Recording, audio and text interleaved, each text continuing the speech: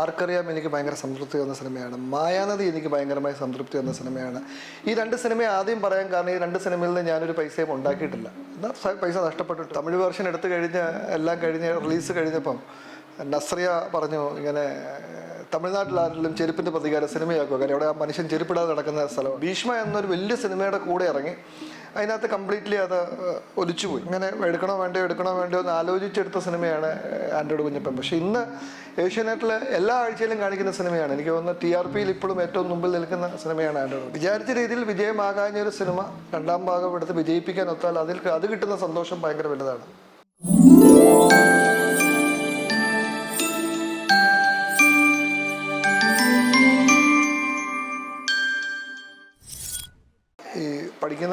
സ്കൂളിൽ പഠിക്കുന്ന കാലത്ത് ഞാൻ ഇന്ന് ഓർക്കുന്നുണ്ട്, നമ്മുടെ കോട്ടയത്ത് അനശ്വര തിയേറ്ററിൻ്റെ ഉദ്ഘാടനം, ആരംഭം സിനിമ, അതുപോലും മറക്കുന്നില്ല.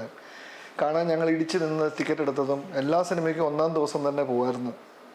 സ്കൂളിൽ പഠിക്കുന്ന സമയത്ത് എന്ന് വെച്ചാൽ MD സെമിനറി ഹൈസ്കൂളിലാണ് ഞാൻ പഠിച്ചത്. ആ സ്കൂളിൽ പഠിക്കുന്ന സമയത്ത് തന്നെ ഒന്നാം ദിവസം തന്നെ, പ്രത്യേകിച്ച് അന്ന് ലാലേട്ടൻ്റെ പടത്തിനും ഒക്കെ മമ്മൂക്കായുടെ പടത്തിനും ഒക്കെ ഒന്നാം ദിവസം ക്യൂ വലിയ കൂട്ടം കൂടി നിന്ന് ഇടിച്ച് ടിക്കറ്റ് എടുത്ത് കയറുമായിരുന്നു. അന്നേ സിനിമ എനിക്കൊരു വീക്ക്നെസ്സാണ്. സ്കൂളിൽ പഠിക്കുന്ന സമയത്ത് എൻ്റെ തൊട്ട അയൽവാസി PJ ടെമ്പസിലെ ജോണിച്ചാൻ, അദ്ദേഹത്തിൻ്റെ വീട്ടിൽ എല്ലാ സിനിമാക്കാരും വരുമായിരുന്നു.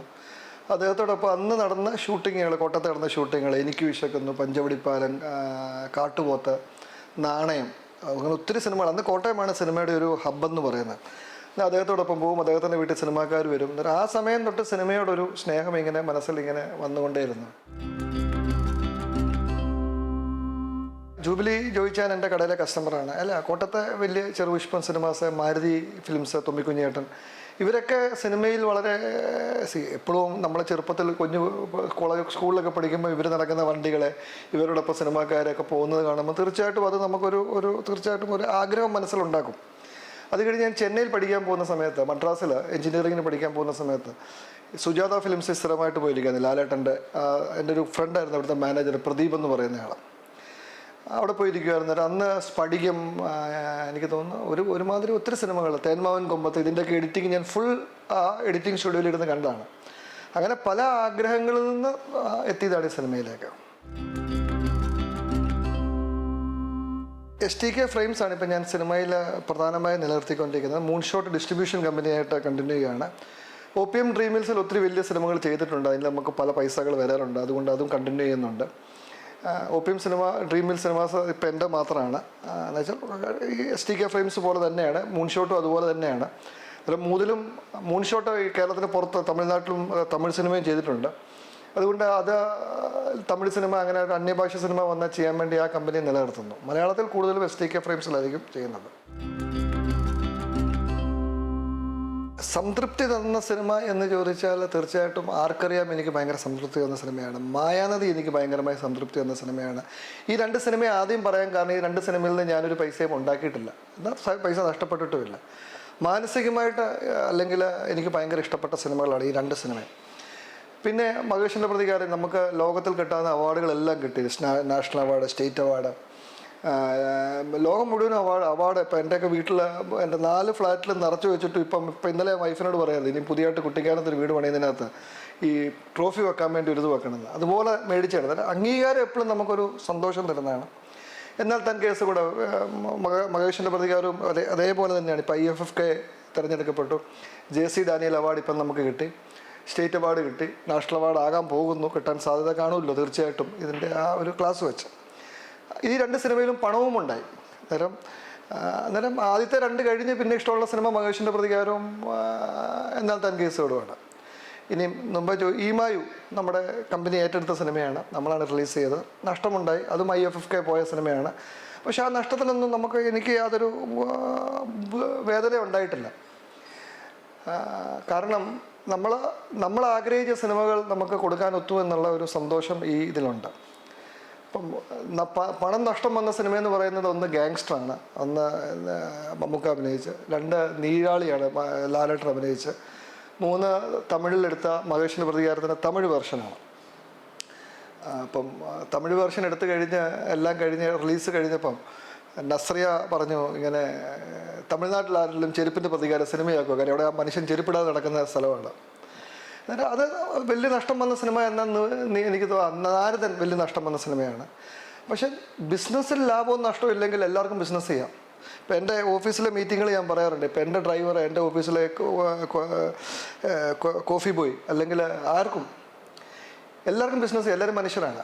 ബിസിനസ്സിൽ ലാഭവും നഷ്ടവും സഹിക്കാൻ ഒക്കുന്നതുപോലെ തന്നെയാണ് സിനിമയിലും. എല്ലാം വിജയിക്കത്തില്ല, ചിലത് പരാജയപ്പെടും. പക്ഷെ പരാജയപ്പെട്ടാലും മാനസികമായി അല്ലെങ്കിൽ നമുക്കൊത്തിരി അടുപ്പമുള്ള സിനിമകളാണ് ഞാൻ ആദ്യം പറഞ്ഞ 2 സിനിമ, മായാനദിയും ആർക്കറിയാം. പരാജയമല്ല, എനിക്ക് നഷ്ടമൊന്നും ഉണ്ടായിട്ടില്ല. നല്ല പേരുണ്ടാക്കിയ പടമാണ് രണ്ടും. ബിജു മേനോന് ആദ്യമായിട്ട് എന്ന് വെച്ചാൽ 30 കൊല്ലത്തിലുള്ള പുള്ളിയുടെ അഭിനയത്തിൽ ബിജുവേട്ടന് സ്റ്റേറ്റ് അവാർഡ് കിട്ടിയ ആദ്യത്തെ സിനിമയാണ്. അന്നേരം തീർച്ചയായിട്ടും അത് രണ്ടും എൻ്റെ ഏറ്റവും ഇഷ്ടമുള്ള സിനിമ. ഗാങ്സ്റ്റർ കണ്ട മദ്രാസിൽ ലാസ്റ്റ് സിനിമ റിലീസിൻ്റെ തലേദിവസം രാത്രിയിലാണ് ഞാനും ആഷിഖും റിമയും എല്ലാം കൂടി ഇരുന്ന് സിനിമ കണ്ടു കഴിഞ്ഞ ഉടനെ എനിക്ക് മനസ്സിലായി സിനിമ ഒരു കാരണവശാലും വിജയിക്കത്തില്ലെന്ന്. അത് ഞാൻ പിറ്റേ ദിവസം അതിരാവിലെ 5-6 ഫ്ലൈറ്റിന് വന്നവണ്ണം ആൻ്റണി പെരുമ്പാവൂർ ആൻ്റണി ചേട്ടൻ്റെ വീട്ടിൽ ചെന്ന് ആൻ്റണി ചേട്ടനോട് പറഞ്ഞു, ചേട്ടാ നമ്മുടെ കയ്യിൽ നിന്ന് പോയി. അന്ന് നാരദൻ സിനിമ കണ്ടപ്പോൾ ഞാൻ ഒരിക്കലും വിചാരിച്ചില്ല. കാര്യം അത് ബോംബെയിൽ ഒരു ഷോ ഇട്ടായിരുന്നു. ബോംബെയിലെ ഷോ ഇട്ട് ബോംബെയിൽ സിനിമ കാണാൻ വന്ന എല്ലാവർക്കും ആ സിനിമ ഇഷ്ടപ്പെട്ടു. ആ സിനിമ പരാജയത്തിലേക്ക് പോകുമെന്ന് ഒരിക്കലും ഞാൻ പ്രതീക്ഷിച്ചില്ല. ഇപ്പോഴും എനിക്ക് മനസ്സിലാകുന്നില്ല എന്തുകൊണ്ടാണ് സിനിമ പരാജയത്തിലേക്ക്. അല്ല, മനസ്സിലായി. കാരണം ഭീഷ്മ എന്നൊരു വലിയ സിനിമയുടെ കൂടെ ഇറങ്ങി അതിനകത്ത് കംപ്ലീറ്റ്ലി അത് ഒലിച്ചുപോയി, അത് നഷ്ടത്തിലേക്ക് വന്നു. അന്നേരം ഞാൻ വിചാരിക്കുന്ന രീതിയിൽ സിനിമ എന്നാൽ താൻ കേസോട് വിജയിക്കുമെന്ന് നമുക്ക് 100% ഉറപ്പായിരുന്നു. സിനിമ കണ്ടു കഴിഞ്ഞപ്പം മകേഷിൻ്റെ പ്രതികാരവും ഡാത്തടിയും എല്ലാം അങ്ങനെ തന്നെയായിരുന്നു. പക്ഷേ ഒരു സിനിമ എല്ലാം കഴിഞ്ഞ് എന്തുമാത്രം മാറ്റങ്ങൾ അതിൽ വരുത്താൻ നോക്കുമെന്ന് അറിയാമല്ലോ. വളരെ ചുരുക്കം മാറ്റങ്ങൾ, ചിലപ്പോൾ മ്യൂസിക്കിൽ ഇച്ചിരി മാറ്റങ്ങൾ വരുത്താം, ചിലപ്പോൾ ഇച്ചിരി എഡിറ്റ് ചെയ്യാം. അതല്ലാതെ വലിയ ഭയങ്കരമായ മാറ്റങ്ങൾ ഒരു സിനിമയിൽ നമുക്ക് കൊണ്ടുവരാനൊക്കത്തില്ല. ആൻഡ്രോയിഡ് കുഞ്ഞപ്പൻ സിനിമ ഞാൻ വിട്ടുപോയ സിനിമ കേട്ടോ. ഞാൻ സിനിമയിൽ ഏറ്റവും കൂടുതൽ റിസ്ക് എടുത്ത് ചെയ്ത സിനിമ ആൻഡ്രോയിഡ് കുഞ്ഞപ്പനാണ്. ഇന്ന് ഞാൻ ഓർക്കുന്നുണ്ട്. അത് ഒരു സാറ്റലൈറ്റുകാർക്ക് എടുക്കാൻ ധൈര്യമില്ലായിരുന്നു. സിനിമ തീർന്നിട്ടും ഒരു OTT-കാരും എടുത്തില്ല. സിനിമ ഔട്ട്സൈഡ് ഇന്ത്യ റിലീസ് എടുക്കാൻ ആൾക്കാർക്ക് പേടിയായിരുന്നു. തിയേറ്റർ കിട്ടാൻ പാടായിരുന്നു. കാരണം എല്ലാവർക്കും ഒരു സംശയമായിരുന്നു, ആ റോബോട്ട് വർക്കൗട്ട് ചെയ്യുമെന്ന്. അതിനകത്ത് രതീഷിൻ്റെ കഴിവ് നമ്മൾ അക്സെപ്റ്റ് ചെയ്യണം. രതീഷ്, പിന്നെ ക്യാമറ എടുത്ത സാനു, രതീഷിന് അത് ഭയങ്കര കോൺഫിഡൻ്റ് ആയിരുന്നു ആ സിനിമ. പക്ഷേ ഒരു ഡയറക്ടറെ കോൺഫിഡൻസ് കൊണ്ട് മാത്രം പ്രൊഡ്യൂസർക്ക് കാശ് മുടക്കാനൊക്കത്തില്ല. എനിക്കൊന്ന് 5.5 കോടി രൂപയോളം മുടക്കുമെന്ന പടമാണ്. ലാഭവും കിട്ടി, നല്ല ലാഭവും കിട്ടിയ പടമാണ്. പക്ഷേ സിനിമ ഇറങ്ങി ആദ്യത്തെ ഒരാഴ്ച കഴിഞ്ഞാണ് സിനിമ വിജയത്തിലേക്ക് വന്നത്. പിന്നെ ആദ്യം കൊടുക്കാഞ്ഞ ആൾക്കാരൊക്കെ എന്നോട് ചോദിച്ചു, എന്താ ഞങ്ങൾക്ക് ഈ സിനിമ തരാഞ്ഞ? ഞാൻ പറഞ്ഞു, നിങ്ങളാരും എടുക്കാഞ്ഞിട്ട് ആർക്കും ധൈര്യമില്ലായിരുന്നു സിനിമ എടുക്കാൻ. ഏഷ്യാനെറ്റ് തന്നെ നമ്മുടെ ദിലീപ് വളരെ ഇങ്ങനെ എടുക്കണോ വേണ്ടോ എന്ന് ആലോചിച്ചെടുത്ത സിനിമയാണ് ആൻഡ്രോയിഡ് കുഞ്ഞപ്പൻ. പക്ഷെ ഇന്ന് ഏഷ്യാനെറ്റിൽ എല്ലാ ആഴ്ചയിലും കാണിക്കുന്ന സിനിമയാണ്. എനിക്ക് തോന്നുന്നു TRPയിൽ ഇപ്പോഴും ഏറ്റവും മുമ്പിൽ നിൽക്കുന്ന സിനിമയാണ് ആൻഡ്രോയിഡ് കുഞ്ഞപ്പൻ. അന്നിലേക്ക് വരുന്നതിന് മുമ്പാണ് സൗബിനെ ഇവർ കണ്ടത്. ചാക്കോച്ചൻ ആദ്യം റിജക്റ്റ് ചെയ്ത റോളാണ്. എനിക്ക് തോന്നുന്നു അത് പിന്നീട് അറിഞ്ഞ് മമ്മൂക്ക അടക്കമുള്ള പല ആക്ടേഴ്സും അത് റിജക്റ്റ് ചെയ്ത റോളാണ്. അതിനകത്ത് റിജക്റ്റ് ചെയ്യാൻ കാരണം ചിലപ്പോൾ റോളിൻ്റെ ഇതുകൊണ്ടല്ല. ഒരു പുതിയ ഡയറക്ടറാണ് രതീഷ് പ്രത്യേകിച്ച് കേരളത്തിലല്ലായിരുന്നു. പുള്ളി ഒരു വലിയ ആർട്ട് ഡയറക്ടറായിരുന്നു. ആർട്ട് ഡയറക്ടറല്ല, ഒരു എന്താ പറയുന്നത്, വലിയൊരു ആർട്ട് സ്റ്റുഡിയോ പുള്ളിക്കുണ്ട് ബോംബെയിൽ. അന്നേരം അങ്ങനെ ഒരാളൊരു കഥ വന്ന് പറയുമ്പോൾ അത് എന്തുമാത്രം യാഥാർത്ഥ്യത്തിലേക്ക് വരും എന്നുള്ള ഒരു സംശയം ഉണ്ടായിരുന്നത് കൊണ്ടായിരിക്കാം മമ്മൂക്ക അങ്ങനെ ഒരുമാതിരി പലരും റിജക്റ്റ് ചെയ്ത ഇതാണ്. ഈവൻ സൗബിൻ വരെ അവസാനം അത് റിജക്റ്റ് ചെയ്ത് കളഞ്ഞാണ് എൻ്റെ അടുത്ത് വരുന്നത്. ഞാൻ അത് നേരത്തെ പറഞ്ഞിട്ടുണ്ട്. എൻ്റെ ക്ലാസ്സിൽ ഞങ്ങൾ അപ്പുറത്തും ഇപ്പുറത്തും ഇരുന്ന സാനു ജോൺ വർഗീസ് അതിൻ്റെ ക്യാമറ ചെയ്ത് എൻ്റെ ആർക്കറിയുടെ ഡയറക്ടർ. കാര്യം അവൻ സിനിമയിൽ വളരെ സക്സസ് ആയിട്ടുള്ളൊരു ഒരാളാണ്. ഞങ്ങൾ ക്ലാസ്സിൽ പഠിക്കുമ്പോൾ അവനൊരു ബുദ്ധിജീവിയാണ്. അന്നേരം അവനാണ് എന്നെ സാനുവാണ് വിളിച്ച് പറയുന്നത്, എടാ നീ നല്ലൊരു സിനിമയാണ്, നല്ല കഥയാണ്, നീ ഒരു കഥ കേൾക്കാൻ പറയുന്നു. അന്നേരം ഞാനെപ്പോഴും എൻ്റെ ഒരു ആത്മാർത്ഥ സുഹൃത്ത് എന്നോടൊരു കാര്യം പറയുന്നത് വിശ്വസിച്ചു. കാരണം എന്നെക്കാളും അറിവ് സാനുവിനായത്. എന്നാൽ ഞാൻ ഇത്രയും പറഞ്ഞടാ, നീ ഈ സിനിമയുടെ ക്യാമറ ചെയ്യുക. കാരണം അവൻ തമിഴിലും തെലുങ്കിലും അവനെ ടേക്ക് ഓഫിൻ്റെ ഒക്കെ ക്യാമറമാനാണ് ഇവിടെ മലയാളം. Take off Malik. ഞാൻ പറഞ്ഞു, നീ സിനിമയുടെ ക്യാമറ ചെയ്യാമെങ്കിൽ തീർച്ചയായിട്ടും ഞാൻ ഈ സിനിമ എടുക്കാം എന്ന് പറഞ്ഞ് എടുത്ത സിനിമയാണ് ആൻഡ്രോയിഡ് കുഞ്ഞപ്പൻ. ഞാൻ ഈ ഖത്തറിൽ വളരെ കുറവേ ഉള്ളൂ. ഞാനിപ്പോൾ ആഫ്രിക്കയിൽ നമ്മുടെ ബിസിനസ്സുമൊക്കെ ആയിട്ട് ബന്ധപ്പെട്ട് നല്ല തിരക്കിലാണ്. അന്നേരം ഖത്തറിൽ കുറവാണ്. ഈ പ്രാവശ്യം ഖത്തറിൽ ഒരാഴ്ച ഉണ്ടായിരുന്നപ്പോൾ എന്നെ പല പരിപാടികളിലും ഇൻവൈറ്റ് ചെയ്യുന്നില്ല. ഇപ്പോൾ ചാക്കോച്ചനുള്ളൊരു പരിപാടി ഉണ്ടായിരുന്നു, പിന്നെ ഞാൻ മമ്മൂക്ക ഫാൻസിൻ്റെ പരിപാടി ഉണ്ടായിരുന്നു. അന്നേരം വരത്തില്ലെന്ന് പറയുമ്പോൾ അവർ പണങ്ങും. അന്നേരം അതുകൊണ്ട് ഞാൻ വരാമെന്ന് പറഞ്ഞു. പക്ഷേ എനിക്ക് അത്യാവശ്യമായിട്ട് എൻ്റെ ഒരു കസിൻ മരിച്ച് നാട്ടിലോട്ട് പോകണം. അന്നേരം വിളിച്ചു പറഞ്ഞാൽ അവർ വിശ്വസിക്കത്തില്ല. അതുകൊണ്ട് ഞാൻ ഫ്ലൈറ്റേ കയറിയപ്പോൾ ഫേസ്ബുക്കിലൊരു ഫോട്ടോ ഇട്ടു, അങ്ങനെ flying back to Kerala for a short break. ഇന്നലെ എൻ്റെ ബോർഡിംഗ് പാസ് ഇങ്ങനെ പൊങ്ങിയിരിപ്പുണ്ട്, അത് ഞാൻ ശ്രദ്ധിച്ചില്ല. ഫോട്ടോ ഫേസ്ബുക്കിലിട്ട് രാവിലെ ഞാൻ 2 മണിക്ക് കൊച്ചി എയർപോർട്ടിൽ വന്ന് ഇറങ്ങി. എയർപോർട്ടിൽ ഇറങ്ങിയപ്പം ഒരു 2 പേര് അങ്കമാലിയിൽ നിന്നും ഒരു 3 പേര് തൃശ്ശൂരിൽ നിന്നും. 2 പേർക്ക് അഭിനയിക്കാനുള്ളവരാണ്, 3 പേർക്ക് സിനിമയുടെ കഥ പറയാനായിട്ടാണ്. ഇവരവിടെ വന്ന് നിൽക്കുകയാണ്. അന്നേരം ഞാൻ ചോദിച്ചു, നിങ്ങളെങ്ങനെ അറിയുന്നത് ഞാനിതിനകത്തുണ്ടെന്ന്? അന്നേരം പറഞ്ഞു, ഫേസ്ബുക്കിൽ നോക്കി നിങ്ങളുടെ ഞാൻ ഫേസ്ബുക്കിൽ ഞാൻ ടൈമൊന്നും ഇട്ടിട്ടില്ല, അല്ല ബോർഡിംഗ് പാസ്.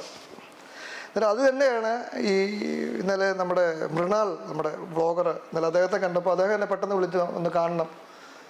ഞാനുണ്ടെന്ന് എങ്ങനെ അറിഞ്ഞു? ചേട്ടാ, എൻ്റെ സെക്രട്ടറി വിളിച്ച് പറഞ്ഞു ചേട്ടൻ്റെ ബോർഡിംഗ് പാസ് ഉണ്ട്. അന്നേരം അങ്ങനെ കഥ പറയാൻ ആഗ്രഹിക്കുന്ന പലരുണ്ട്. ഇതിനകത്തൊരു കാര്യം എന്ന് പറയുന്നത്, സിനിമയുടെ കഥ കേൾക്കുക എന്നതാണ് ഏറ്റവും വലിയ ബുദ്ധിമുട്ടുള്ള കാര്യം. കാരണം കഥ എഴുതുന്ന ആൾക്കാർക്ക് ഇപ്പോൾ തൻകുഞ്ഞ് പൊൻകുഞ്ഞെന്ന് പറഞ്ഞ പോലെ വലിയ ഇതാണ്. പക്ഷെ ഇത് കേട്ട് നമുക്ക് ഡൈജസ്റ്റ് ചെയ്യണം, ആക്ടേഴ്സ് അക്സെപ്റ്റ് ചെയ്യണം, ഡയറക്ടർമാർ അക്സെപ്റ്റ് ചെയ്യണം.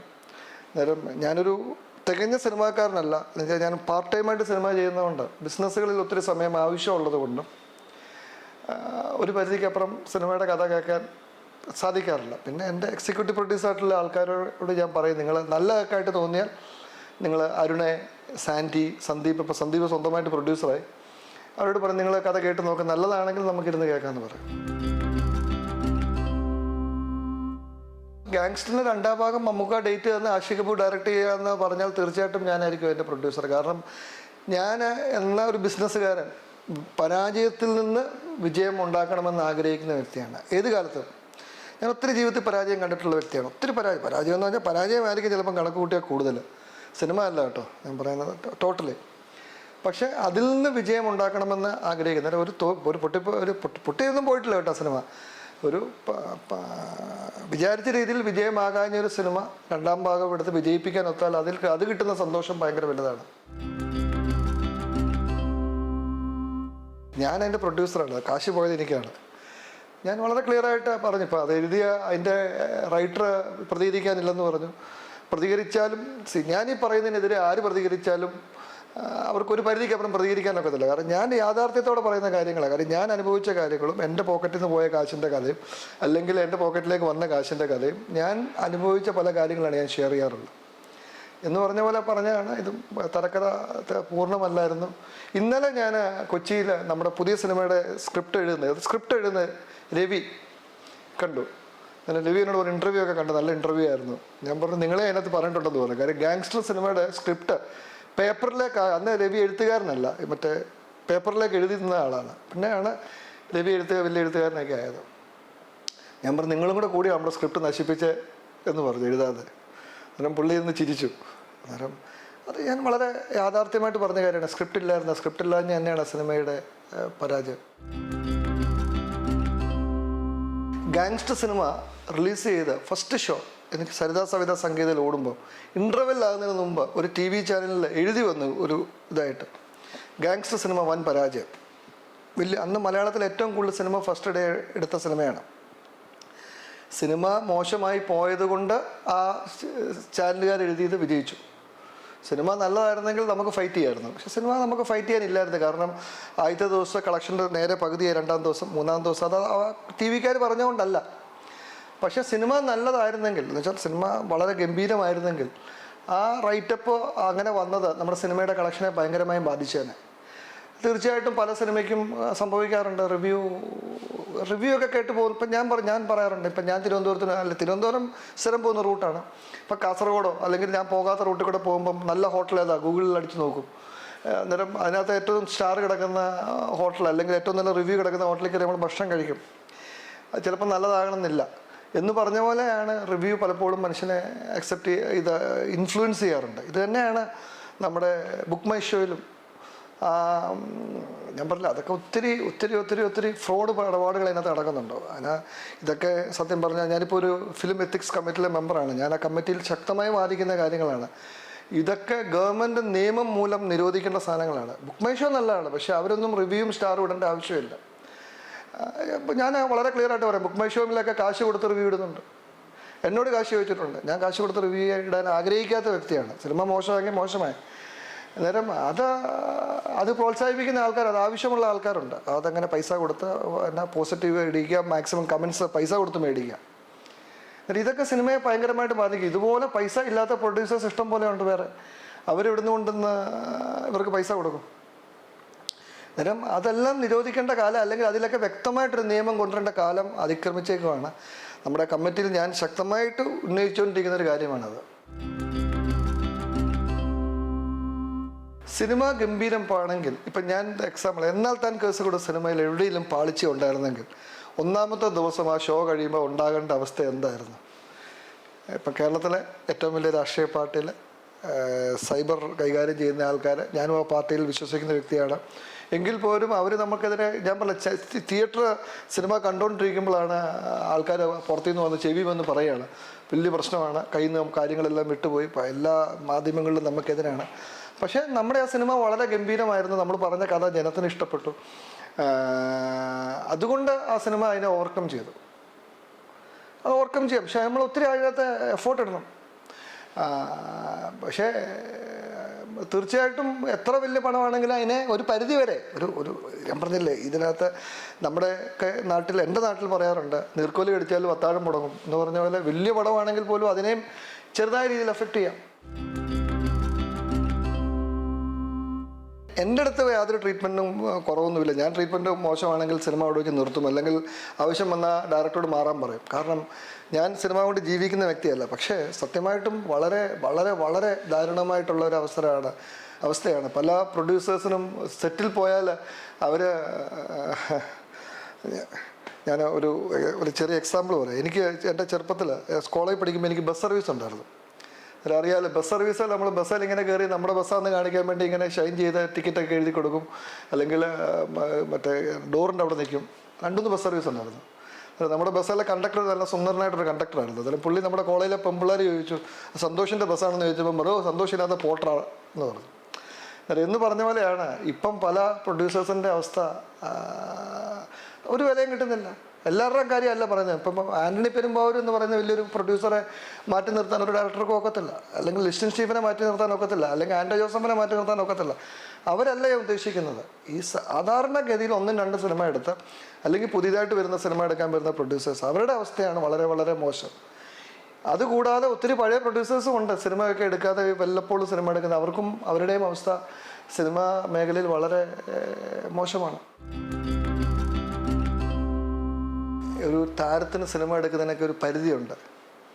ഒരു 2 സിനിമ അടുപ്പിച്ച് പൊട്ടിയാൽ, ഞാൻ ഒരു താരത്തിൻ്റെയും കമ്പനിയെ പറ്റിയല്ല, ഒരു 3 സിനിമ പൊട്ടിയാൽ പിന്നെ 4ാമത്തെ പടം എടുക്കത്തില്ലാത്ത താരങ്ങളാണ് മലയാളത്തിൽ ഒക്കെ സിനിമ എടുക്കാൻ പോകുന്നത്, എടുക്കുന്നത്. ചിലപ്പം ഞാൻ പറഞ്ഞത്, ഇപ്പം ലാലേട്ടനൊക്കെ ഒത്തിരി പടങ്ങൾ എടുത്തു, മമ്മൂട്ടി കമ്പനി, അങ്ങനെയുള്ള കമ്പനികളെ ഉദ്ദേശിച്ചല്ല ഞാൻ ഉദ്ദേശിക്കുന്നത്. പിന്നെ ഞാൻ പറഞ്ഞില്ലേ, ഞാൻ പല ബിസിനസ് ചെയ്യുന്ന ആളല്ലേ. ഇപ്പം എനിക്ക് റെസ്റ്റോറൻ്റ് ഉണ്ട്, എൻ്റെ അപ്പുറത്തും ഇപ്പുറത്തും ഓരോ പുതിയ റെസ്റ്റോറൻറ്റ് വന്നെന്ന് വിചാരിച്ച് എൻ്റെ റെസ്റ്റോറൻറ്റ് പൂട്ടാൻ നോക്കുമോ? ഞാൻ എന്താ ചെയ്യേണ്ടത്? എൻ്റെ കമ്പനി, എൻ്റെ ആ പ്രസ്ഥാനം വീണ്ടും ഇമ്പ്രൂവ് ചെയ്യണം എന്ന് പറഞ്ഞാൽ, നമ്മുടെ നിർമ്മാണ കമ്പനി സ്ട്രോങ് ആണെങ്കിൽ ഓട്ടോമാറ്റിക്കലി നമുക്ക് അവർ ഡേറ്റ് തരും, നമ്മൾ ചെയ്യും. ഇത് ഓരോരുത്തരുടെ അവകാശമാണ് അവരെന്താ ചെയ്യേണ്ടതെന്നുള്ളത്. ഞാൻ ഹോസ്റ്റലിൽ നിന്ന് പഠിച്ചപ്പം 4-5 ക്ലാസ്സിലൊക്കെ പഠിക്കുമ്പോൾ നമ്മുടെ എല്ലാ ഉടുപ്പയിലും എല്ലാ പാത്രത്തിലും ഒക്കെ നമ്മുടെ പേരെഴുതി വെച്ചില്ലെങ്കിൽ നഷ്ടപ്പെടും, അറിയാമല്ലോ. എന്നാലും STK എന്ന് എഴുതി വെക്കുമായിരുന്നു. പിന്നെ ഈ ഖത്തറിൽ ചെന്ന് കഴിഞ്ഞപ്പോൾ നമ്മുടെ കൂട്ടുകാരെല്ലാം STK എന്ന് ഇങ്ങനെ ചുരുക്കി വിളിക്കാൻ തുടങ്ങി. അന്നേരം പിന്നെ ഞാൻ ഓർത്തൊരു ബ്രാൻഡ് നമ്മുടേതായിട്ട് കിടന്നോട്ടെ എന്ന് വിചാരിച്ചു. പല ബിസിനസ്സുകൾ ചെയ്ത് ഞാൻ കഴിഞ്ഞ 12 കൊല്ലം ഖത്തറിലായിരുന്നു. ഖത്തറിലെ ബിസിനസ് അവസ്ഥ വളരെ മോശമാണ്. എൻ്റെ അല്ല, മൊത്തം എല്ലാവരുടെയും. നമുക്കറിയാവുന്ന പലരും ജയിലിലും, പലരും യാത്ര ചെയ്യാൻ വയ്യാതെയൊക്കെ ഇരിക്കുകയാണ്. നമ്മുടെ ഒരു ദൈവത്തിൻ്റെ കരുണ കൊണ്ടും നമ്മുടെ ബിസിനസ്സൊന്നും കുഴപ്പമില്ല. എങ്കിൽ പോലും ഒരു ഇമ്പ്രൂവ്മെൻറ്റിന് സാധ്യത ഇല്ലാത്തത് കൊണ്ട് അതൊക്കെ വളരെ ചെറുതാക്കി ഞാനിപ്പോൾ ആഫ്രിക്കൻ ബിസിനസ്സുകളിലേക്ക് ശ്രദ്ധിച്ചുകൊണ്ടിരിക്കുകയാണ്. ഖനിയൊന്നും അല്ല കേട്ടോ, അല്ലാത്ത ട്രേഡിങ്ങും അങ്ങനെയുള്ള ബിസിനസ്സുകളിലേക്ക് ശ്രദ്ധിച്ചുകൊണ്ടിരിക്കുകയാണ്. ബിസിനസ് എൻജോയ് ചെയ്ത് ചെയ്യുന്ന ആളാണ് ഞാൻ. അതുകൊണ്ട് വിജയവും പരാജയവും ഉണ്ട് എന്ന് പ്രതീക്ഷിച്ച് ബിസിനസ് ചെയ്യുന്നയാളാണ്. മാർബിൾ മൈനിങ് ഒരു വലിയ ഒരെണ്ണം ഞാൻ നമീബിയയിൽ എടുത്തിട്ടുണ്ട്. അത് അതിൻ്റെ ജനുവരിയിൽ എൻ്റെ കൊമേഴ്ഷ്യൽ അടിസ്ഥാനത്തിൽ തുടങ്ങുകയാണ്. അത് അല്ലാതെ സ്വർണം അങ്ങനെയുള്ള മൈനിങ് ഒന്നുമില്ല. അതൊന്നും നോക്കുക, നമുക്ക് ഓരോ പുതിയ മേഖലകളാണല്ലോ നമ്മളെ എവിടെയെങ്കിലും എത്തിക്കുന്നത്. ഇപ്പോൾ സിനിമയിൽ ഞാൻ പുതിയ മേഖലയായിട്ട് വന്നതല്ലേ എന്ന് പറഞ്ഞ പോലെ നമുക്കൊന്ന് നോക്കാം. കോവിഡ് സമയത്ത് ഏറ്റവും കൂടുതൽ എനിക്ക് ഇൻകം കിട്ടിയത് നമ്മുടെ OTT പ്ലാറ്റ്ഫോമിൽ. ആൻഡ്രോയിഡ് കുഞ്ഞപ്പോൾ ഞാൻ OTT എടുത്തില്ലായിരുന്നല്ലോ. അന്നേരം അന്ന് ഇഷ്ടംപോലെ ആൾക്കാർ കണ്ട് OTT എല്ലാ മാസവും 10-18 ലക്ഷം രൂപ 20 ലക്ഷം രൂപ കിട്ടുമായിരുന്നു. അന്നേരം അതിൻ്റെ ഒരു സുഖം അറിഞ്ഞത് കോവിഡിൻ്റെ March, April, June, July, August, September, October വരെയുള്ള സമയത്താണ്. എന്ന് പറഞ്ഞ പോലെ പല ബിസിനസ്സുകളും ചില സമയത്ത് ചില ഒരു ബിസിനസ് ഡൗൺ ആയിരിക്കും, അന്നേരം മറ്റേ ബിസിനസ് നന്നായിട്ട് പോകും. അന്നേരം അതിനെ ബാലൻസ് ചെയ്തുകൊണ്ട് പോകും. പിന്നെ ഞാൻ ഒരു ബിസിനസ്സിനും ഒരു പരിധിക്കപ്പുറം സമയം ചെലവഴിക്കുന്ന ആളല്ല. മൊബൈലിൽ എല്ലാത്തിൻ്റെയും റിപ്പോർട്ട് അതിരാവിലെ എഴുന്നേക്കും. 4 മണിയാകുമ്പം 4:30 ആകുമ്പം എഴുന്നേക്കും എല്ലാ ദിവസവും. അത് കഴിഞ്ഞൊരു 3 മണിക്കൂർ ഓരോരോ ബിസിനസ്സിൻ്റെ മെയിലുകൾക്കെല്ലാം മറുപടി കൊടുക്കും. അതാണ് നമ്മൾ ബിസിനസ്സിന് വേണ്ടി ചെലവഴിക്കുന്ന സമയം എന്ന് പറയുന്നത്. ഖത്തറിലെ ഞങ്ങളുടെ ബിസിനസ്സിൽ നമുക്ക് 42 മില്യൺ എന്ന് വെച്ചാൽ ഇന്ത്യയിലെ ഏകദേശം 100 കോടി രൂപ കോവിഡ് സമയം തൊട്ട് ഇപ്പം വരെ പോയി.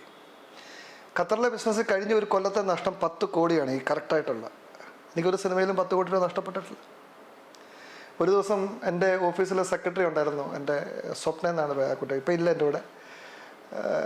നമുക്ക് ഒരു 11 മില്യൺ എന്ന് വെച്ചാൽ നാട്ടിലെ ഒരു 24 കോടി പൈസ തരാനുള്ള ഒരു ഇൻ്റർനാഷണൽ കമ്പനി പൊട്ടിപ്പോയി. പിന്നെ പത്രത്തിലെ വലിയ വാർത്തയാണ്. ആ കമ്പനി ലിക്വിഡേറ്റ് ചെയ്തു. അന്നേരം ഞാനിങ്ങനെ പത്രം വായിച്ച് ചിരിച്ചുകൊണ്ടിരിക്കുമ്പോൾ ആ കുട്ടി എൻ്റെ അടുത്ത് വന്ന് ചോദിച്ചു, എങ്ങനെ ഇരുന്ന് ചിരിക്കാൻ തോന്നുന്നു? ഞാൻ പറഞ്ഞു, ഞാനത് ചിരിക്കാതെ എടുത്താൽ എനിക്ക് കൊളസ്ട്രോളും ഷുഗറും ഒക്കെ ഉണ്ടാവും, ഞാൻ ചത്തുപോകും, എൻ്റെ ഭാര്യയ്ക്കും പിള്ളേർക്കും പോകും. ഇനി ഞാൻ കരഞ്ഞുകൊണ്ട് എനിക്ക് പൈസ ഒന്നും കിട്ടാൻ പോകുന്നില്ല. അന്നേരം ഞാൻ ആ രീതിയിൽ, അന്നേരം അതൊന്നും സിനിമയിൽ അതുപോലെ നഷ്ടങ്ങളൊന്നും ഉണ്ടായിട്ടില്ല. ഇപ്പം ലൈറ്റൻ കോൺട്രാക്ടിങ് കമ്പനി 11 മില്യൺ തരാനുണ്ട്. ഈ ഹയാത്ത് റീജൻസി നമ്മുടെ ഈ തൃത്വമൊക്കെ പണിതേക്കുന്ന കമ്പനിയാണ്. ഓസ്ട്രേലിയയിലെ ഏറ്റവും വലിയ കമ്പനിയാണ്. 14 മില്യൺ എന്ന് വെച്ചാൽ നാട്ടിലെ 30 കോടി രൂപ എനിക്ക് കിട്ടാനുണ്ട്. കിട്ടത്തില്ല, കമ്പനി പൊട്ടിപ്പോയി. നേരം ഇതൊന്നും നമ്മൾ മനസ്സിലെടുത്ത് ബുദ്ധിമുട്ടി വിഷമിച്ചുകൊണ്ടിരുന്നാൽ നമുക്ക് വേറെ ഒന്നും മുമ്പോട്ട് ചെയ്യാനും ഒക്കത്തില്ല. അവിടെ കൊണ്ട് നമ്മൾ ഇല്ലാതെ. അന്നേരം ഞാൻ എൻ്റെ പിള്ളേരോട് പറയും, മക്കളെ, എനിക്ക് ആയുസ്സും ആരോഗ്യം ഉള്ളിടത്തോളം കാലം നമുക്ക് ഒന്ന് പോയാൽ വേറെ ഇടത്ത് നമുക്ക് എടുക്കാൻ നോക്കും. ഖത്തറിൽ എൻ്റെ ഒരു കമ്പനി നിർത്തിക്കൊണ്ടിരിക്കുകയാണ്. നമ്മൾ അവിടുത്തെ എനിക്കറിയാവുന്ന പല മലയാളികളുടെ കമ്പനി, നമുക്ക് പേരെടുത്ത് തന്നെ പറയാൻ പലതും നമുക്ക് അറിയപ്പെടുന്ന കമ്പനി പ്രശ്നമാണ്. ഇപ്പം 10 കോടി നഷ്ടമുള്ള കമ്പനി അവരൊരു ദിവസം നിർത്തും. പിന്നെ ഇന്ത്യൻ എംബസിയാണ് ആൾക്കാരെ കയറ്റി വിടുന്നത്. അവർക്ക് ഗ്രാറ്റുവിറ്റിയും പ്രൊവിഡൻറ്റ് ഫണ്ടും കൊടുക്കാറില്ല. കറക്റ്റ് 4-5 മാസം ശമ്പളം കിട്ടാൻ കാണും. നിങ്ങളൊക്കെ പത്രത്തിലൊക്കെ വായിച്ചു കാണും. പക്ഷേ നമ്മുടെ കമ്പനിയിൽ ഞാൻ എല്ലാ മാസവും 100 പേരെ വെച്ച് കുറച്ച് എല്ലാ പ്രൊവിഡൻറ്റ് ഫണ്ടും ഗ്രാറ്റുവിറ്റിയും നമ്മളെ കോട്ടത്തിൽ നിന്നൊക്കെ ഇഷ്ടംപോലെ ആൾക്കാരോട് ജോലി ചെയ്യുന്നുണ്ട്. കൊടുത്ത് വളരെ അന്ന് വരെയുള്ള ശമ്പളവും ഭക്ഷണവും കൊടുത്താണ് കയറ്റി വിടുന്നത്. കാരണം എൻ്റെ കാര്യം, ഞാൻ ചെറുപ്പത്തിൽ സൺഡേ സ്കൂൾ പഠിച്ചാണ്. ഞാനൊരു വലിയ ആത്മീയനൊന്നുമല്ല. പള്ളിയിലൊക്കെ പോയ കാലം മറന്നുപോയി. എങ്കിൽ പോലും അന്ന് പഠിച്ച ചില കാര്യങ്ങളുണ്ട്. എൻ്റെ പപ്പ എന്നോട് എപ്പോഴും പറഞ്ഞു തരാറുണ്ട്, നമ്മൾ പൈസ കൊടുക്കാനുണ്ടെന്ന് പറഞ്ഞൊരു മനുഷ്യൻ നമ്മുടെ വീട്ടിൽ വരല്ല. പിന്നെ നമ്മളോട് ജോലി ചെയ്യുന്ന ആൾക്കാർക്ക് എൻ്റെ കൂടെ എനിക്കൊന്ന് ഒരു 1 ലക്ഷത്തിൽ കൂടുതൽ ആൾക്കാർ കഴിഞ്ഞ ഒരു 15 കൊല്ലത്തിനുള്ളിൽ ജോലി ചെയ്തിട്ടുണ്ട്. അവരുടെ വേർപ്പ് ഉണങ്ങുന്നതിന് മുമ്പ് അവരുടെ ശമ്പളം അവരുടെ കൂലി കൊടുക്കണം. 2 അന്നേരം ഇതൊക്കെ വീട്ടിൽ അവർ പറഞ്ഞു തന്നേക്കുന്ന കാര്യങ്ങളിൽ നിന്ന് പഠിച്ചേക്കുന്ന അതാണ്. അത് ആത്മീയതയാണെന്ന് ചോദിച്ചാൽ അവർ ആത്മീയത്തിൽ പറയുന്നതല്ലേ. ഇപ്പം എൻ്റെ വൈഫ് വലിയ ആത്മീയതയുള്ള ആളാണ്. എല്ലാ ദിവസവും ഒത്തിരി നേരം പ്രാർത്ഥിക്കും. ഞാനും ദൈവവിശ്വാസിയാണ്. എൻ്റെ ദൈവം എന്നെ സഹായിക്കണമെന്ന് പറയും, എൻ്റെ കാര്യങ്ങൾ നടത്തി തരണമെന്ന് പറയും. അതല്ലാതെ ഒരു അമിത വിശ്വാസിയല്ല. സിനിമ ഒരിക്കലും അല്ല. വളരെ വളരെ വളരെ ചുരുക്കം. ചിലപ്പം ഇത് ഞാൻ പറയുന്നത് പലർക്കും വിവാദമാകാം. വളരെ ചുരുക്കമാണ്. സിനിമയിൽ വേഷമിടുന്നത് പോലെ തന്നെയാണ് പലരും. അത് വെച്ചാൽ ആക്ടേഴ്സിൻ്റെ കാര്യം മാത്രമല്ല പറയുന്നത്, എല്ലാവരും ഡയറക്ടേഴ്സ് ആയാലും പ്രൊഡ്യൂസേഴ്സ് ആയാലും ആത്മാർത്ഥത ഏറ്റവും കുറഞ്ഞൊരു ഫീൽഡായിട്ടാണ് സിനിമ എനിക്ക് തോന്നിയേക്കുന്നത്. പിന്നെ ഞാനതിൽ വലിയ ആത്മാർത്ഥയൊന്നും ആൾക്കാരിൽ നിന്ന് പ്രതീക്ഷിക്കുന്നില്ല. കാരണം ഞാൻ ആരോടും ഒരു രൂപ ചോദിച്ചുകൊണ്ടേ ഇല്ലെന്നില്ല, ആരുടെയും ഒരു ഹെൽപ്പിനെ ഇല്ലെന്നില്ല. ഇപ്പോൾ സിനിമയ്ക്കകത്ത് അഭിനയിക്കാവുന്ന ഒരാളോട് ചോദിക്കും. ഇപ്പം കഴിഞ്ഞൊരു പടത്തിന് ഞാൻ ചാക്കോച്ചനെ വിളിച്ചു ചോദിച്ചു, ചാക്കോച്ച കഥ കേൾക്കാമോ, കേട്ടിട്ട് ഇഷ്ടമില്ലെങ്കിൽ വിട്ടേക്കാൻ പറഞ്ഞു. ടൊവിനോട് പറഞ്ഞു കേട്ടിട്ട് ഇഷ്ടം. ഞാൻ രണ്ടാമതൊരാളോട് ചോദിക്കാറില്ല എന്നോട് സിനിമയിൽ അഭിനയിക്കാമെന്ന്, ഇന്നുവരെ ചോദിച്ചിട്ടില്ല. അവർക്ക് ഇഷ്ടപ്പെടുമെങ്കിൽ ചെയ്യുക. അപ്പം സിനിമ എടുത്തേ ജീവിക്കാവുള്ളന്നില്ലല്ലോ. ഇപ്പം എൻ്റെ അടുത്ത പടത്തിൽ എല്ലാവരും പുതുമുഖങ്ങളാണ്. അത് വേറെ ആരും ഡേറ്റ് തരാഞ്ഞിട്ടല്ല, ആ സിനിമയിൽ ആ ഡയറക്ടർ പറഞ്ഞു പുതുമുഖങ്ങൾ മതി എന്ന് പറഞ്ഞു. നേരം സുഹൃത്ത് എൻ്റെ കൂടെ സ്കൂളിലും എന്ന് വെച്ചാൽ 3ാം ക്ലാസ്സിലും 4ാം ക്ലാസ്സിലും 7ാം ക്ലാസ്സിലും 10ാം ക്ലാസ്സിലും പ്രീ ഡിഗ്രിയിലും ഡിഗ്രിക്കൊക്കെ പഠിച്ചവരെല്ലാം ഇപ്പോഴും എൻ്റെ കൂട്ടുകാരാണ്. എൻ്റെ ഭാര്യയുടെ ഏറ്റവും വലിയ പരാതിയാണ് ഒത്തിരി കൂട്ടുകാരുമായിട്ട് ഇങ്ങനെ ബന്ധങ്ങൾ ഒത്തിരി കൂടുതലായിട്ട് വെച്ചുകൊണ്ടിരിക്കുന്നു. പക്ഷേ തീർച്ചയായിട്ടും എൻ്റെ അനിയൻ 1996 ആക്സിഡൻറ്റ് മരിച്ചപ്പം അന്ന് കോട്ടയം കണ്ട വലിയൊരു ആൾക്കൂട്ടമായിരുന്നു. കാരണം അവനും ഭയങ്കര സുഹൃത്ത് ബന്ധങ്ങളുണ്ടായിരുന്നു. അന്ന് എൻ്റെ ഫാദർ ഈ മരണം ബോഡി ഇരിക്കുമ്പോൾ എൻ്റെ ഫാദർ അന്ന് പറഞ്ഞു, പപ്പ ഇങ്ങനെ വീട്ടിലോട്ട് വരുമ്പോൾ സ്കൂട്ടർ വഴി കേടായി നിന്നാൽ ജോഷിയുടെ കൂട്ടുകാർ എന്ന് വെച്ചാൽ എൻ്റെ അനിയൻ്റെ പേര് ജോഷിയുടെ കൂട്ടുകാർ ഓടി വന്ന് ചോദിക്കും, അങ്കിളെ എന്നാ പറ്റി വണ്ടിക്ക്, ഞങ്ങൾ അവിടെ കൊണ്ട് ഇറക്കണോ എന്ന് വെച്ചാൽ ഇതെന്ന് പറഞ്ഞാൽ 1996 നടന്ന സംഭവം. എനിക്കന്ന് 25 വയസ്സേ ഉള്ളൂ എൻ്റെ അനിയൻ മരിക്കുമ്പം. അന്നേരം ഞാനാ മൂത്ത, അവനാണ് അതിനേതാ. അന്നേരം അന്ന് പപ്പ ആ ബോഡി ഇരിക്കുന്നിടത്ത് നിന്ന് സംസാരിച്ച ഇതാണ് അവൻ്റെ സുഹൃത്ത് ബന്ധങ്ങൾ പപ്പായിക്ക് കിട്ടിയേക്കുന്ന എന്തൊക്കെയാണെന്നാണ് പറഞ്ഞത്. എന്ന് പറഞ്ഞ പോലെ സുഹൃത്ത് ബന്ധം എപ്പോഴും വളരെ നല്ലതാണല്ലോ. ലാലേട്ടനിടയ്ക്ക് എന്നെ വിളിക്കാറുണ്ട്, സംസാരിക്കാറുണ്ട്. കഴിഞ്ഞ ദിവസം സംസാരിച്ചു. അങ്ങനെ കഴിഞ്ഞ ഞങ്ങളുടെ ഒരു കോമൺ ഫ്രണ്ട് അരുൺകുമാർ സാർ മരിച്ചു കഴിഞ്ഞ് എന്നെ 2-3 പ്രാവശ്യം വിളിച്ചു, അതിൻ്റെ കാര്യം സംസാരിച്ചു. അതും സിനിമയായിട്ട് ബന്ധമില്ല. ഇപ്പം നീരാളി എന്നുള്ള സിനിമ ലാലേട്ടൻ പറഞ്ഞിട്ട് ഞാൻ എടുത്തതല്ല കേട്ടോ. നീരാളി എന്ന് പറഞ്ഞ സിനിമ എടുക്കാനിരുന്ന കുമാർ സാർ എന്ന് പറഞ്ഞ ആ പ്രൊഡ്യൂസറുടെ കാശിലായി അദ്ദേഹം എൻ്റെ അടുത്ത് വന്നതാണ്. അതിൻ്റെ ഡയറക്ടറാണ് ആദ്യം വന്നത്, അജോയ് വർമ്മ. അന്ന് തെങ്കാശിയിൽ വന്നതിനോട് കഥ പറഞ്ഞു. പിന്നെ കുമാർ സാറുമായിട്ടിരുന്നു. അതിനകത്ത് ലാലേട്ടൻ അതിനകത്ത് പങ്കൊന്നുമില്ല. ഈ സിനിമ നമ്മൾ ആദ്യം ഞാനും ഈ കോവിഡ് സമയത്താണ് കഥ ഇടുന്നത്. സാനുവിനെ എനിക്ക് ഒത്തിരി കാലം കഴിഞ്ഞ് ഇങ്ങനെ കൈ കെട്ടിയ കോവിഡ് സമയത്താണ്. എൻ്റെ വീട് കോട്ടയത്ത് കഞ്ഞിക്കുഴിയിലും സാനുവിൻ്റെ വീട് പുതുപ്പള്ളിയിലും. അതെല്ലാം ഞാൻ അവിടെ ചെല്ലും, അവരോട് സംസാരിക്കും. ആദ്യം ഈ സിനിമയുടെ കഥ എനിക്ക് തോന്നുന്നു നിവിൻ പോളിയോട് പറഞ്ഞു. നിവിൻ പോളി കേൾക്കണമെന്ന് സാനുവിനോട് അങ്ങോട്ട് പറഞ്ഞിട്ട് പോയി പറഞ്ഞു. അത് കഴിഞ്ഞ് പക്ഷേ നമ്മുടെ മനസ്സിൽ ബിജു മേനോനായിരുന്നു അതിനകത്തുണ്ടായിരുന്നത്. അന്നേരം സാനു എന്നോട് പറഞ്ഞു, സാനുവും കമൽ സാറുമായിട്ടുള്ള ബന്ധം കൊണ്ട് കമൽ സാറിനെ കൊണ്ട് നമുക്ക് സിനിമ ചെയ്യിക്കാം എന്ന് പറഞ്ഞു. പക്ഷെ ആ കോവിഡ് സമയത്ത് അത്രയും വലിയ കമൽ സാറിനെ പോലെ ഒരു ആക്ടറെ കൊണ്ടുവന്ന് ചെയ്യിക്കാനുള്ള ആ സിനിമ ഇല്ല എന്ന് തോന്നിയത് കൊണ്ട് പിന്നെ അത് വേണ്ടെന്ന് വെച്ചതാണ്. മായനദി പോലെ തന്നെ മഹേഷിൻ്റെ പ്രതികാരം മനുഷ്യൻ്റെ മനസ്സിൽ ഭയങ്കരമായി തങ്ങി നിൽക്കുന്ന സിനിമയല്ലേ. ഇപ്പോഴും നമ്മുടെ എന്നാലത്തെ കേസുകളുടെ ആ മജിസ്ട്രേറ്റിൻ്റെ തമാശകൾ പറഞ്ഞ് ടെൻഷൻ മാറ്റുന്നുണ്ടെന്നുള്ള പല ബിസിനസ്സുകാരോട് പറയാറുണ്ട്. ഖത്തറിലൊക്കെ അറിയപ്പെടുന്ന എന്നെക്കാലൊക്കെ വലിയ ബിസിനസ്സുകാരോട് പറയാറുണ്ട്. അതിങ്ങനെ ഓർത്തോർത്ത് അത് ചിലപ്പോൾ ഇട്ട് കാണുന്ന ആൾക്കാരുണ്ട്.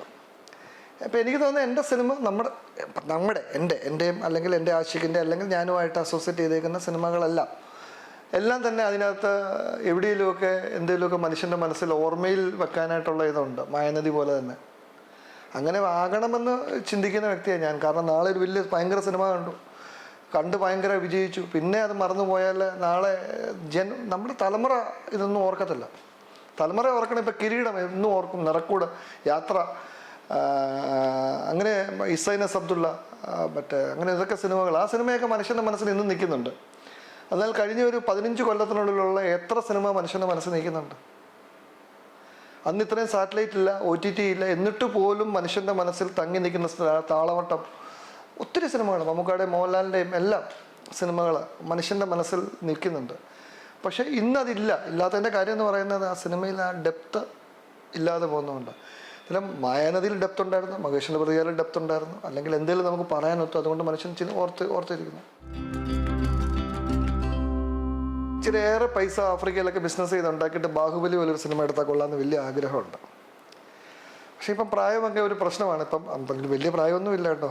ഇപ്പം സാനു സാറിൻ്റെ പ്രായം ഇന്നലെ നമ്മുടെ MK സാനുവിൻ്റെ 95 വയസ്സ്. ഇപ്പം ഇന്ന് വൈക്കം വിശ്വൻചോറിൻ്റെ ബർത്ത്ഡേ എടുത്ത 85 വയസ്സ്. അന്നേരം അതൊന്നൊക്കെ നോക്കുമ്പോൾ ഞാൻ വളരെ ചെറുപ്പമാണ്. അന്നേരം അതുപോലൊരു വലിയ സിനിമ എന്ന് വെച്ചാൽ നമുക്ക് അതുപോലൊരു സിനിമ എടുത്തിട്ടില്ല ഇന്നുവരെ. അതുപോലെ ബാഹുബലി അല്ല, എന്താ പറയുന്നത്, ഇപ്പം ഗാങ്സ്റ്റർ അങ്ങനെ എടുത്ത പടമാണെങ്കിലും അത് സക്സസ് ആയില്ല. അന്നേരം അതുപോലെ ഒരു പടം, വലിയൊരു പടം എടുത്താൽ കൊള്ളാതെ, പാറാറൊക്കെ പോലെ ഒരു പടം, ഒരു പാൻ ഇന്ത്യ സിനിമ എടുത്താൽ കൊള്ളാമെന്ന് വലിയ ആഗ്രഹമുണ്ട്. പൈസയൊക്കെ ആവശ്യം വന്ന, കാരണം ഇതൊക്കെ വലിയ വലിയ ബഡ്ജറ്റിലുള്ള സാധനമാണ്. ഭാര്യയുണ്ട്, 3 പെൺകുട്ടികളാണുള്ളത്. അന്നേരം ഇവരൊക്കെ സേഫ് ആയിരിക്കണം. ഞാനെപ്പോഴും കാൽക്കുലേറ്റഡ് റിസ്കിൻ്റെ ആളാണ്. കാൽക്കുലേറ്റഡ് റിസ്ക് മനസ്സിലായല്ലോ എന്ന് വെച്ചാൽ, അത് പോയാലും നമുക്ക് ഒന്നും സംഭവിക്കത്തില്ല എന്ന് വിശ്വസിച്ച് ബിസിനസ് ചെയ്യുന്ന വ്യക്തിയാണ്. നേരം അങ്ങനെ പൈസ ഉണ്ടായാൽ തീർച്ചയായിട്ടും ചെയ്യും. ഞാനൊരു വലിയ സ്ക്രിപ്റ്റ് അതിന് വേണ്ടി എഴുതുന്നുമുണ്ട്. ഒരു ഇംഗ്ലീഷ് ഒരു ബുക്ക് ട്രാൻസ്ലേറ്റ് ചെയ്യിച്ച് അത് സ്ക്രിപ്റ്റ് ആക്കിക്കൊണ്ടിരിക്കുന്നുണ്ട്. എന്നേലും അതിനൊരു അവസരം ഉണ്ടായാൽ തീർച്ചയായിട്ടും അത് ഒരു വലിയ സിനിമയായിട്ട്, പാൻ ഇന്ത്യ സിനിമയായിട്ട് എല്ലാ ഭാഷയിലും വരും.